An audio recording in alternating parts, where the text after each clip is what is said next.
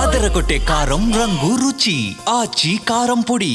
ఉగ్రవాద ఆరోపణలతో అలాగే అతను ఆముదము గింజలు క్యాస్ట్రాల్ సీడ్స్ అంటాం కదా, వాటితోటి రెసిన్ అనే ఒక విష పదార్థాన్ని తయారు చేసి దాన్ని వాటర్లోను అలాగే గుళ్ళల్లో ఉన్నటువంటి ప్రసాదంలో కలిపి విషప్రయోగం చెయ్యాలి అన్న యాంగిల్లో చాలా రకాలైనటువంటి ఇల్లీగల్ యాక్టివిటీస్ చేశాడు అని ఇటీవలే గుజరాత్ పోలీసులు మన హైదరాబాద్కు సంబంధించినటువంటి సయ్యద్ అహ్మద్ మొహియుద్దీన్ అనేటువంటి వ్యక్తిని అరెస్ట్ చేశారు. అయితే అతని బ్రదరు సయ్యద్ ఉమర్ ఫారూఖీ ప్రస్తుతం మనతో పాటు ఉన్నారు. ఒక్కసారి ఆయన సోదరుడైనటువంటి ఈయనకు అసలు ఏం తెలుసు, ఎందుకు జరిగింది ఇదంతా, ఎలా జరిగింది, హైదరాబాదులో ఇంత జరుగుతున్నా డాక్టర్గా ఉన్నటువంటి ఒక ఉన్నత చదువులు చదివినటువంటి వ్యక్తి ఇలాంటి పనులు ఎందుకు చేశాడు, హైదరాబాద్లో ఇంత జరుగుతున్నా వీళ్ళకి తెలియకుండా ఉండిందా, ఇవన్నీ కూడా ఒకసారి ఆయన అడిగి తెలుసుకుందాం. అసలు ఏం జరిగిందండి, అసలు మీ బ్రదర్కి సంబంధించి మీకేం తెలుసు? అతను మంచి చదువుకున్నాడు, చైనాలో ఎక్కడో MBBS చేశాడని విన్నాము. అంత పెద్ద చదువు చదివినటువంటి వ్యక్తి ఇలాంటి కార్యకలాపాలకి ఎందుకు పాల్పడుతున్నాడు? అసలు మీకు ఏం తెలుసో మొత్తం చెప్పండి. भाई वेडनेसडे दोपहर में यहाँ से बिजनेस के लिए बोल के गुजरात के लिए निकले। बिजनेस के लिए गए। उसके बाद में थर्सडे फ्राइडे सैटरडे के दिन मैं मदरसे में था, स्कूल में. మీరు ఎక్కడ పని చేస్తారు? మీరు తెలుగులో చెప్పండి, వీలైనంత తెలుగులో మాట్లాడండి, పర్వాలేదు. నేను సాటర్డే మదర్సాలో వెళ్ళిన, అక్కడ చదువుతూ ఉన్నా. ఆ లోపల ఆ టైంలో కాల్ వచ్చింది ATS కంట్రోల్ రూమ్ నుంచి. వాళ్ళు ఫోన్ నేను కాల్ బ్యాక్ చేసిన, అయితే వాళ్ళు ఏం చెప్పారు, మీరు సయ్యద్ ఉమర్ ఫారూఖా అంటే, నేను అవును అంటే, మీ బ్రదర్ బిగ్ బ్రదర్ ఎవరు, డాక్టర్ సయ్యద్ అహ్మద్ అంటే, బరాబర్ ఆయన మా కస్టడీలో ఉన్నారు, మనం ఆయనకి మన కస్టడీలో రిమాండ్లో తీసుకున్నామంటే, నేను అది డిజిటల్ ఫ్రాడ్ అనుకున్నా. ఇవాళ మధ్యలో చాలా ఎక్కువ ఇది డిజిటల్ ఫ్రాడ్ అయినాయిగా, అలానే అనుకున్నా. కానీ అది వాళ్ళు మాట్లాడించారు. అయితే నేను మాట్లాడినా, అప్పుడు నాకు తెలిసిపోయింది ఇది మా అన్నే అని. అన్నని అడిగినా ఏమైంది అని అంటే, ఆయన చెప్పాడు, నేను ఇక్కడ నాకు బిజినెస్ అని పిలిచారు, పిలిచి నేను అక్కడి నుంచి ఏదో వాళ్ళు తేమన్నారో అది ఇచ్చేసా. రిప్లైలో అమౌంట్ ఇస్తారు కదా, అమౌంట్ ఇస్తారు అని అమౌంట్ బ్యాగ్లో పెట్టి ఇచ్చామని కార్లో పెట్టారు. నేను ఓపెన్ చేసి చూసిన, దానిలో ప్యాక్స్ ఉన్నాయి. ప్యాక్స్ ఉంటే నేను ఏంటి అమౌంట్ ఎక్కడ అంటే, దీనిలో అమౌంటే ఉన్నాయి, మీ అమౌంట్ అని చెప్పారు. నేను ఓకే అని పెట్టుకొని బయలుదేరిన. కొంచెం దూరం వెళ్ళిందిగానే ATS టీం వచ్చారు, నాకు స్టాప్ చేసి, మనం ATS కంట్రోల్ రూమ్ నుంచి వచ్చినాం, ఇది చెకింగ్ చేయాలి అని చెప్పారు. చెకింగ్ చేశారు. అప్పుడు మా అన్న కూడా ముందు ఉన్నారు. అది చెకింగ్ చేయడానికి మొత్తం ప్యాక్స్ మొత్తం చేయించి ఓపెన్ చేసి చూస్తే అక్కడ గన్స్, బుల్లెట్స్ అది అన్నీ కనిపించాయి. మా అన్నకి కూడా అప్పుడే తెలిసింది. అక్కడ అసలు షాక్ అయిపోయారంట. ఇది ఏంటి అమౌంట్ చెప్పారు కానీ ఇది అమౌంట్ లేదని షాక్ అయిపోయి, ఇక అక్కడి నుంచి అన్న అది బ్రేక్ అయిపోయారు. అక్కడి నుంచి వాళ్ళకి అన్నకి తీసుకొని వెళ్ళి రిమాండ్లో పెట్టారని చెప్పారు. తర్వాత ATS కంట్రోల్ రూమ్ ఆఫీసర్ మాట్లాడి, మీరు ఎప్పుడైనా వస్తారంటే మీరు రండి, ఎవరికైనా తీసుకురావాలంటే తీసుకురావండి, మనం మీకు మీటింగ్ ఏర్పిస్తాం, అరేంజ్ చేస్తామని వాళ్ళు చెప్పారు. సెకండ్ రోజు వచ్చి సండే ఆఫ్టర్నూన్ చెప్పారు, మా అన్న రూమ్లో ఏదో సామాగ్రి ఉన్నాయని ఫోన్ చేశారు. వాళ్ళు ఫోన్ చేసి డ్రమ్లో ఏదో ఉంది, ఇంకా ఏదో మషిన్ ఉంది అది అని చెప్పారు. అసెటాన్ అని ఒక కెమికల్ బాటిల్స్ కూడా ఉంటాయి, అది కూడా ఉన్నాయి. వాళ్ళందరినీ మీరు ఎవరికి లోపల రాకుండా అది రూమ్ లాక్ చేసేయండి, మనం వస్తాం, మనకి ఇది హ్యాండ్ ఓవర్ చేసేయండి అని చెప్పారు. తర్వాత నేను ఇంటికి వచ్చి అది రూమ్ని లాక్ చేసేసా. నిన్న రాత్రి వాళ్ళు 2:00కల్లా 3:00కల్లా అలా లోపల వచ్చారు. వచ్చి ఏదేదో ఉన్నాయో అది మొత్తం తీసుకొని అక్కడి నుంచి వెళ్ళిపోయారు. ఏమున్నాయి అందులో? అదే రైజిన్ పల్ప్, అది ఎసెటాన్ కెమికల్, ఇంకా అది cold press machine, oil machine అది ఉన్నాయి అక్కడ. అంటే మరి అప్పుడు పోలీసులు చెప్పినట్లుగా ఈ ఏదైతే క్యాస్ట్రాల్ సీడ్స్ తోటి విష పదార్థం, రెసిన్ అనే విష పదార్థం చేస్తున్నారని చెప్తున్నారో అది ఉన్నట్లే కదా, అది తయారు చేసినట్లేగా అయితే? అవును మనం మన కళ్ళాలతో చూసినాం, కానీ మనకి కూడా, నాకి కూడా, మీకి కూడా, పబ్లిక్కి అందరికీ కూడా, పోలీసులకి కూడా నేను అనుకుంటున్నా ఇంతకుముందు దీంతో విషం పాయిజన్ అని ప్రొడ్యూస్ చేయవచ్చు కానీ అలా మనకి తెలియదు. మీకు తెలుసా ఇప్పటికన్నా ముందు ఇలా విషం అవుతుంది రైజిన్తో అని? మనకి తెలియదు. అలాంటి మా అన్నకి కూడా దీని గురించి తెలియదు. ఆయనకి ఏదో బిజినెస్ కాల్ చేసి ఇలా చేయండి, దీనికి మనం మీకు ప్రాజెక్ట్ ఇస్తున్నాం, మీకు దీనికి డబ్బులు ఇస్తామని చెప్తే అన్న ఏమో బిజినెస్ అని అనుకొని చేశాడు. అంతేగాని ఇది దీంతో విషం అవుతుందని ఇంటెన్షనల్లీ ఆయన ఏం చేయలే. ఇప్పుడు మరి అది ఉందా, ఆ విష పదార్థం ఉందా? తీసుకుని వెళ్ళిపోయారా పోలీసులు? లేకపోతే మీ అన్ననే ముందు గుజరాత్ పోయారు కదా, ఆ టైంలో ఆయనే తీసుకుపోయిండా? కాదు, ఇది ఇక్కడ రూమ్లో ఏదో ఉన్నాయో అది తీసుకొని వెళ్ళారు పోలీసులు. ఇంకా అక్కడ అన్న ఏం తీసుకువెళ్ళాడు, ఆయిల్ తీసుకువెళ్ళాడు లేదా అది పదార్థం తీసుకొని వెళ్ళాడు అది నాకు తెలియదు. అది పోలీసులు ఏం చెప్పలేదా? ఏం చెప్పలే. నేను ఇప్పుడు ఎంత నాకు తెలిసింది అంత ఏమో చెప్తున్నా. ఇంతగా ఎక్స్ట్రా అంటే నేను వెళ్ళి అక్కడ నుంచి అన్నని కనుక్కొని ఏమేం అసలు నిజం ఏంటో అడుక్కొని మళ్ళీ చెప్పచ్చు. మీ అన్న డాక్టర్ చదివాడు కదా, డాక్టర్ చదివి ప్రాక్టీస్ చేస్తలేడా? కాదు, అన్న 2007 నుంచి 13 వరకు MBBS స్టడీ పూర్తి చేసి చైనాలో చేసి అప్పటి నుంచి 2022 దాకా యాజ్ ఎ డాక్టర్ హాస్పిటల్స్లోనే చేశారు. నాకు అన్నీ తెలియదు కానీ రెండో తెలుసు, ఇది నెఫ్రోప్లస్ అని ఒకటి దాంట్లో చేశారు. ఇంకా హైటెక్ సిటీ మాదాపూర్ అక్కడ ఏమో అది వెళ్తున్నారు డైలీ యాజ్ ఏ రొటీనే ఉంది అన్నది. కానీ అన్నకి బిజినెస్ అంటే ఇష్టం, ఎవరైనా సరే బిజినెస్ చేయాలి అంటారు. అయితే ఈ లాక్డౌన్లో కూడా పాండమిక్లో చాలా డాక్టర్స్ అవసరం ఉంటే అప్పుడు కూడా చేశారు. కరోనా 5 yearsలా వారియర్స్లా ఆయన కూడా సర్వ్ చేశారు. మరి అంత మంచి సర్వీస్ చేసి ఒక మంచి డాక్టర్ అనే పవిత్రమైన వృత్తిలో ఉండి ఎందుకు మళ్ళీ ఇలాగ మారాడు ఆయన? ఎప్పటి నుంచి మానేశాడు ఈ వృత్తి? కాదు, మారలే ఏం లేదు, ఇప్పుడు దాకా అలానే ఉన్నారు. ఇప్పుడు కూడా మా అనుమానంతో మనలో ఎంత ఉన్నాయో అలానే ఉన్నారు. కానీ ఇది ట్రాప్. ఆయనకి అన్న బిజినెస్ స్టార్ట్అప్ చేశారు. ఒక ఏమో జ్యూస్ షాప్ చేశారు, ఇక్కడేమో బిర్యానీ రెస్టారెంట్లో కూడా పార్ట్నర్షిప్ తీసుకున్నారు. అలా చేస్తూ ఉన్నారు.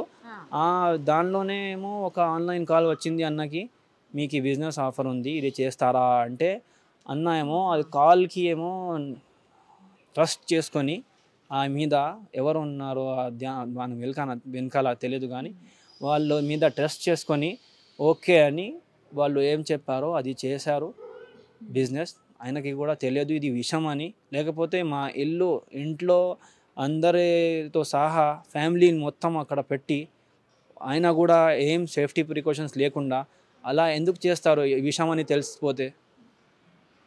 అని తెలిసిపోతే జాగ్రత్తగా మొత్తం అది ప్రికాషన్స్ తీసుకొని చేస్తారు. కానీ ఆయన అలా ఏం చేయలే కదా.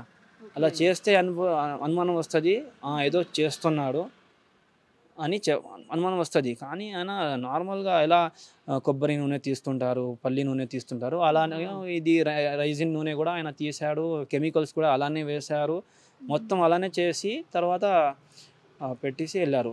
అంతేగాని ఏదో అనుమానం కొంచెం కూడా మనకి కూడా రాలే, మనం కూడా అదే అనుకుంటున్నాం. ఆయనకు కూడా ఏం తెలియదు విషయం అని. అక్కడ వెళ్ళిన తర్వాత పోలీసులు వాళ్ళని రిమాండ్లో తీసుకున్న తర్వాత పోలీసులే ఆయనకి చెప్పారు నువ్వు ఇది చేస్తున్నావు అని. అప్పుడు ఆయనకి తెలిసింది ఆయన మీద అది ఫ్రాడ్ ట్రాప్ అని. డాక్టర్ వృత్తి ఎప్పుడు మానేశారు? ఆ ప్రొఫెషన్ ఎప్పుడు వదిలేశారు? ప్రొఫెషన్ వదలలే, ఇప్పుడు కూడా డాక్టరే ఉన్నారు. 2022లో ఏమో పాండమిక్ తర్వాత కొంచెం డబ్బులోకి అంటే యాజ్ ఎ డాక్టర్ ఆయనకి సంపాదన ఏదో శాలరీ వస్తుంది, కానీ ఇది క్రైసిస్కి ఫైనాన్షియల్ క్రైసిస్ ఇన్ని పెరిగాయి కదా, అయితే సైడ్ బిజినెస్ కూడా చేయాలి. అయితే అప్పుడు 2022లో ఐటీ డిపార్ట్మెంట్కి చేరారు. అక్కడ నేను వెళ్తే షిఫ్ట్ అయితే కొంచెం శాలరీస్ ఇంక్రీజ్ అవుతాయి అని ఆన్లైన్ ఐటీ డిపార్ట్మెంట్లో అది డాక్టర్ పనిచేస్తున్నారు. ఇప్పుడు దాకా అదే పనిచేస్తున్నారు. డాక్టర్ ఉన్నారు, డాక్టరీ చేస్తున్నారు, సైడ్లో ఏమో ఇది బిజినెస్లో చేసుకుంటున్నారు. అయితే ఇప్పుడు అదే బిజినెస్లో వెళ్ళారు. జాబ్ సండే ఫ్రైడేకి కూడా ఆయన డాక్టర్ జాబ్ చేశారు, ల్యాప్టాప్తో చేశారంట. కానీ ఇది ఒక ట్రాప్లో పడిపోయారు. ఆయన అక్కడే బాధతో ఉన్నారు, మనం ఇక్కడ బాధతో ఉన్నాం. ఇప్పుడు ఆయనకి భార్య పిల్లలు ఉన్నారా? లేదు, అది 2021లో ఒక మ్యారేజ్ అయింది ఆయనకి. అయితే అది ఒక 2 monthsలో ఏమో బ్రేక్ అయిపోయింది. అది కూడా బాధ ఎక్కువ ఉన్నది ఆయనకి. కానీ మూవీ ఫ్యామిలీ ఉన్నది, అది మనం ఉన్నాం. ఎవరెవరు ఉంటారు మీతో? మా అమ్మ, మా చెల్లెలు, 2 చెల్లెలు ఉన్నారు. ఇంకా ఒక అన్న కూడా ఉంటారు. ఇంకో అన్న కూడా? ఈయన పెద్దన్న, ఇంకో అన్న సౌదీలో ఎంటెక్ జాబ్ చేస్తున్నారు. ఇక్కడ 3వ అన్న బీటెక్ జాబ్ సర్చింగ్లో ఉన్నారు.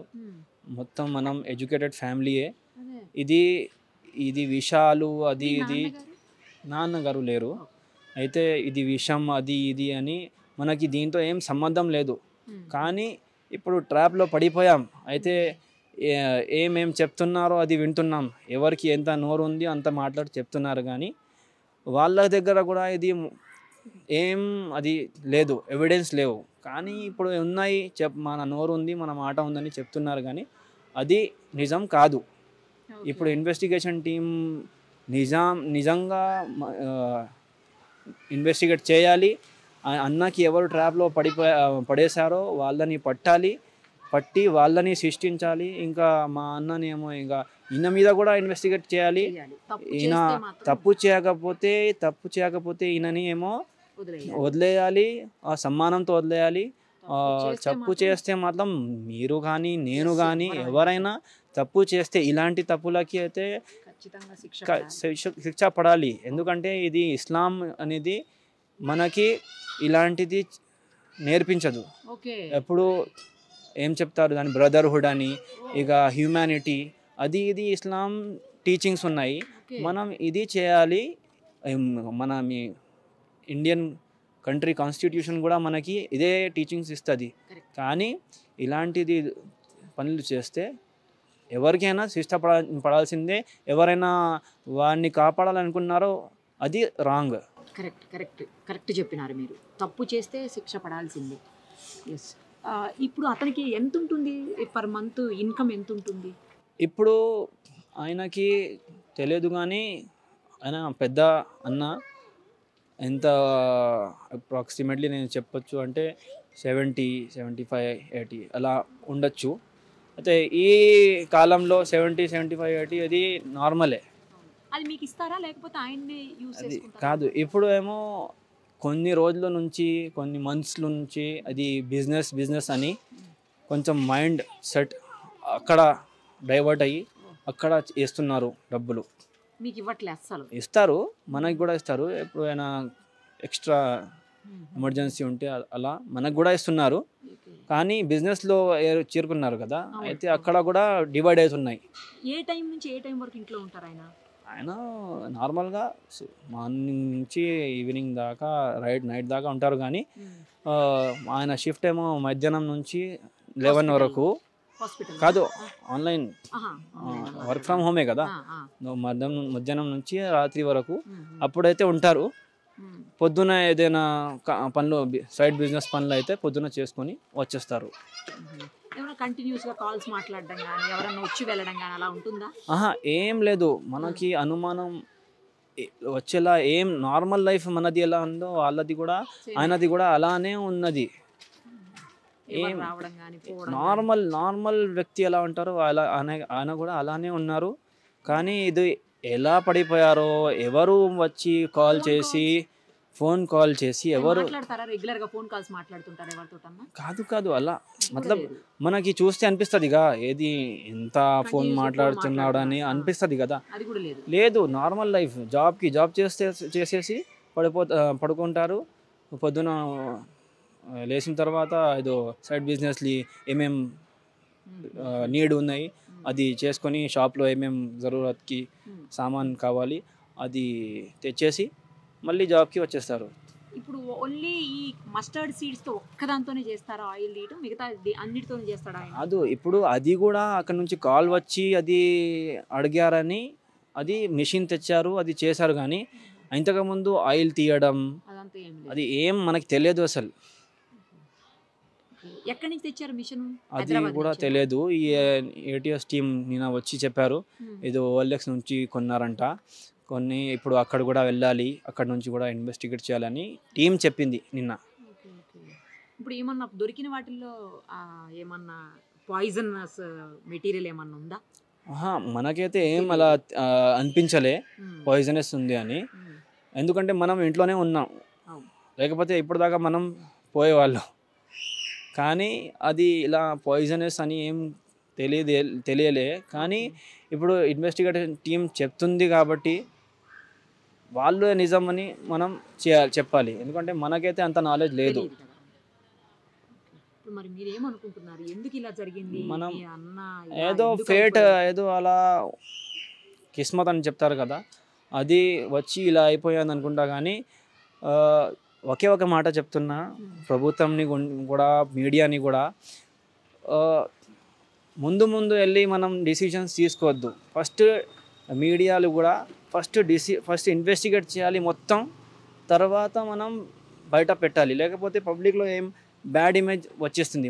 మా అన్నకి ఎలా వచ్చింది, బ్యాడ్ ఇమేజ్ వచ్చేసింది మొత్తం ప్రభుత్వంలో. అలాగే ఎన్ని ఇలాంటి ఇన్నోసెంట్స్ ఉన్నాయో వాళ్ళకి కూడా ఇది బ్యాడ్ ఇమేజ్ వస్తున్నాయి. ఇప్పుడు ఇది కస్టడీలోనే ఉన్నారా మీ అన్న? అవును, రిమాండ్లో ఉన్నారు అక్కడే. గుజరాత్లోనే. అవును. ఇక్కడికి ఏమో తీసుకొస్తామని అట్లా చెప్పారా? ఏం చెప్పారు? కాదు, చెప్పలే. అల్బత్తా ఇది ఓన్ హౌస్ కాదు, రెంట్ హౌసేనా? ఓన్ హౌస్ ఉందా ఇక్కడ హైదరాబాద్? లేదు. రెంట్ హౌసే. అవును, రెంట్ హౌసే. అందుకోసమే అవును యూత్ని కూడా చెప్తున్నా, మీరు ఏమో ఇలాంటి కాల్స్ని బట్టి కన్ఫర్మ్ చేయకుండా బిజినెస్ అని వెళ్ళకండి. లేకపోతే మా అన్న లాంటి ఎన్ని మందిలో ట్రాప్లో పడిపోయారో మీరు కూడా పడిపోతారు. సావధానంగా ఉండండి. ఇంకా ప్రభుత్వాన్ని కూడా అదే మెసేజ్, ఇన్వెస్టిగేట్ చేయండి. చేసి ఏముందో నిజాయితీగా మీరు డిసిజన్ తీసుకోండి. లేకపోతే ఈ ఇండియాలో మళ్ళీ ఈ ఇన్నోసెంట్స్ ట్రాప్లో పడుతూ ఉంటారు, వాళ్ళని శిక్షిస్తూ ఉంటారు. అసలు దొరాచారాలు వాళ్ళు ఏమో బయటపడుతూ ఉంటారు. మీరు వెళ్తారా బ్రదర్ దగ్గరికి? అవును, వెళ్ళాలి.